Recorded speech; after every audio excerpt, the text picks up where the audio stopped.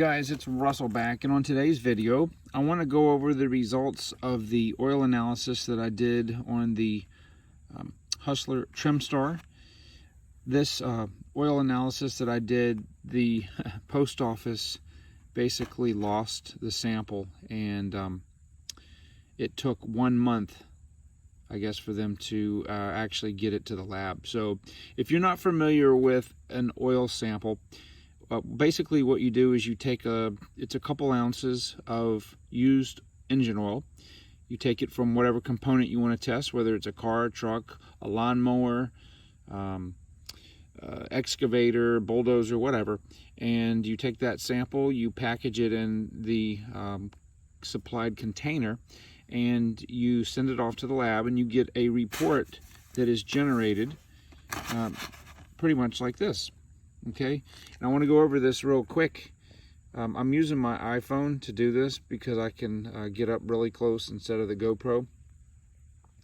So this oil analysis costs about $28. I buy them from AMSOIL. I buy probably 6 of them at a time, and I do this on my different vehicles I have. And I wanted to do it on the mower because I wanted to see what condition the engine is in internally. Now, a good thing about an oil analysis is that you can spot a problem way before you will ever notice its performance degradation or symptoms that you may hear.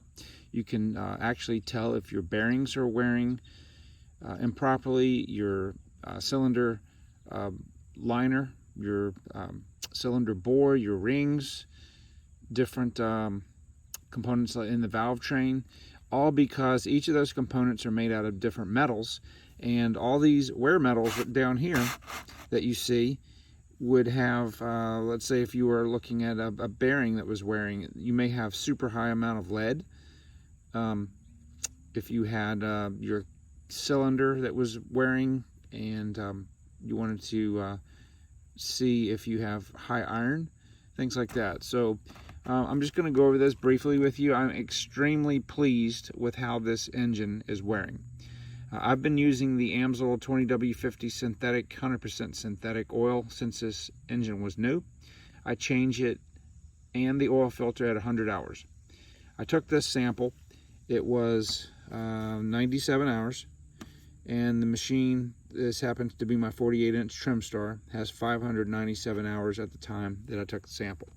So at the top here you can see it's just got the component ID, which would be the Hustler Trimstar, and it's got the Kawasaki FS600V. And this over here is just some information from the lab as far as when the sample was taken. You can see when it was received, basically almost exactly a month later. And I figured the post office had destroyed it or something happened, but they got it there. And it shows the oil that I'm using, which is the AMSOIL 20W-50. Now, on to the good part. Up here at the top, you can see this would normally be in color. If there was something, this would be green if I'd printed this off in color. And this is going to give you an overall condition from 0 to 4 about how the wear metals and the engine is wearing. And right here, you can see where it says wear metals. Now they have iron, chromium, nickel, aluminum, copper, lead, tin, cadmium, silver, and vanadium.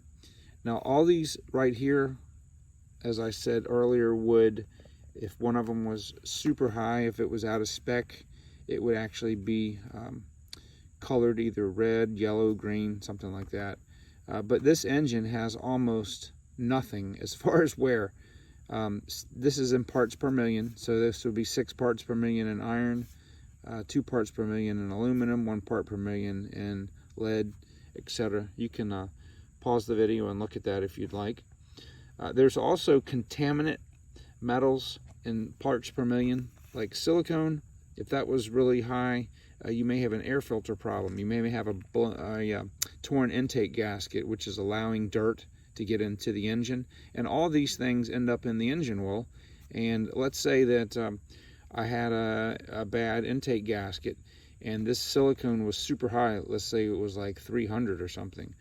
I may want to investigate and see why I'm running a value that high. Could be Air filter was torn, intake gasket was torn, carburetor could have been loose a little bit and it was sucking in dirty air, things like that maybe I can't tell by it running.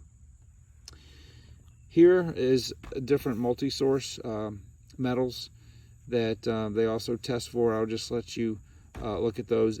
All of these are extremely low. Now, additive metals, you see that something like calcium is 3,711. Well, these are all things that are in the oil itself as additives.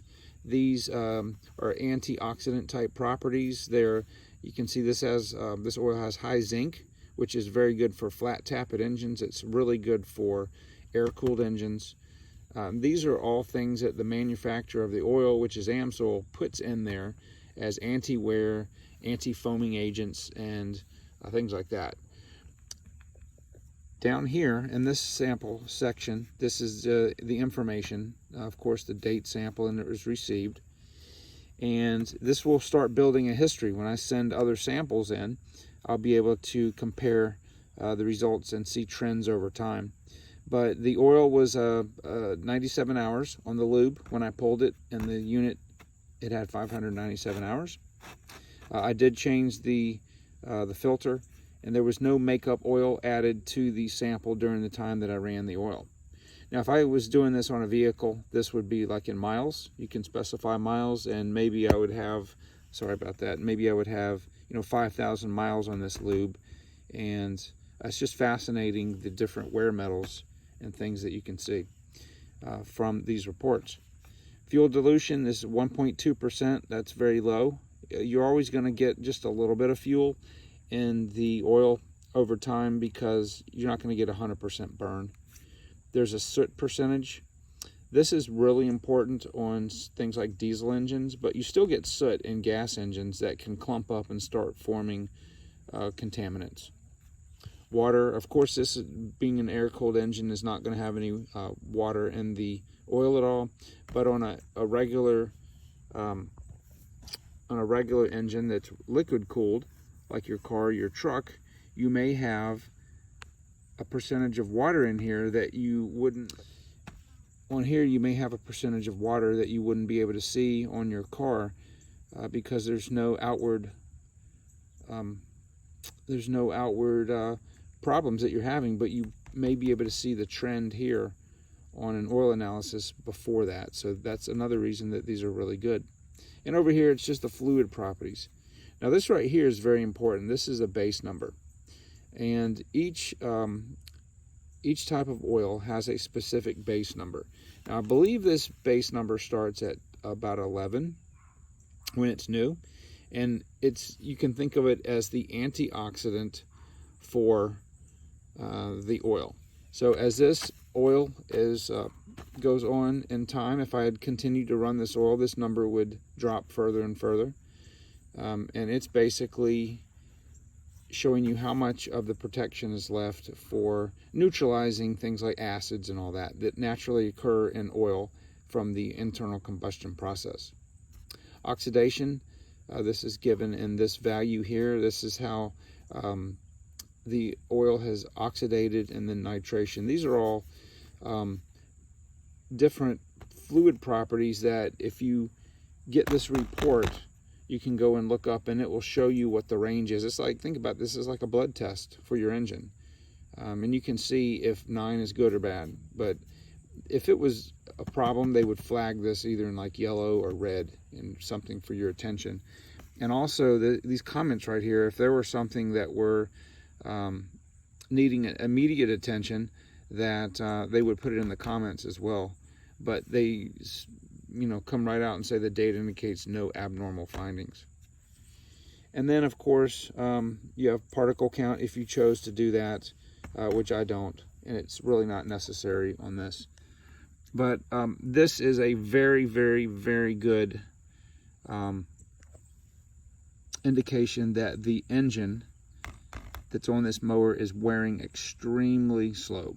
Okay, all engines are going to wear. You will never get an engine that has no wear on it, but this engine at this many hours, at 600 hours, has a very, as long as everything is continues to proceed like it is, this engine will last a very, very long time.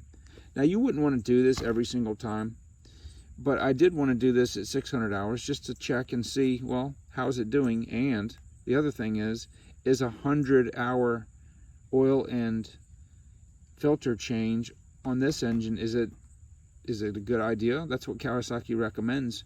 I could actually go probably 150 to 200 hours, which I'm not, but just because the base number here is still more than 50% of its life left. So, and also if you left the oil in longer, these numbers are going to rise. Okay, so if I change the oil at 50 hours instead of 100, these numbers may be, they potentially could be half. So that, maybe the iron could be 3, but 6 on the iron is just outstanding. So if you guys have, these engines are very expensive. These are almost $2,000 engines. It's probably good maybe to do this at the 500-hour mark and just see how, at the end of one of your oil changes, and just see how it's doing. So anyway, I'm going to, I'm experimenting right now with a different oil. I don't have the AMSOIL in there right now. I have the Valvoline VR1 racing oil, which is also an extremely good oil for air-cooled engines. And I will take a sample of that also at around the 100-hour mark and look at that and see how it compares to the AMSOIL.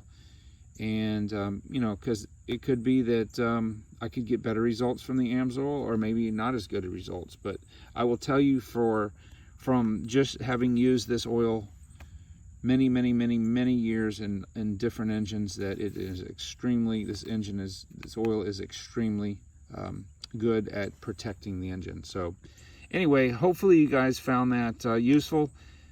Certainly if you have an automobile, a car, a truck that you want to keep for a long time, it would be really good to find out what oil change interval is best for your particular car or truck and its driving. And anyway, with that being said, guys, if you have any questions or comments, or if you do oil analysis on any of your equipment, then I'd love to hear about it. And I will talk to you on the next video.